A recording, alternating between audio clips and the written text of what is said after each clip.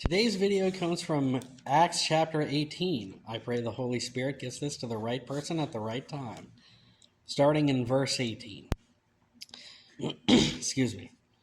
Paul stayed on in Corinth for some time.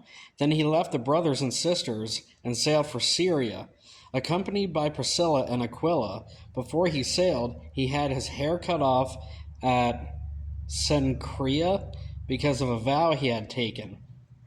They arrived at Ephesus, where Paul left Priscilla and Aquila. He himself went into the synagogue and reasoned with the Jews. When they asked him to spend more time with them, he declined. But as he left, he promised, "I will come back if it is God's will." Then he set sail for Ephesus.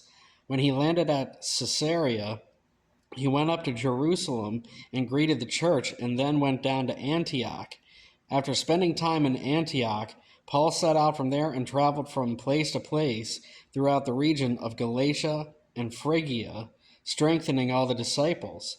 Meanwhile, a Jew named Apollos, a native of Alexandria, came to Ephesus. He was a learned man with a thorough knowledge of the Scriptures. He had been instructed in the way of the Lord, and he spoke with great fervor, which means passion, and taught about Jesus accurately, though he knew only the baptism of John. He began to speak boldly in the synagogue. When Priscilla and Aquila heard him, they invited him to their home and explained to him the way of God more adequately. When Apollos wanted to go to Achaia, the brothers and sisters encouraged him and wrote to the disciples there to welcome him.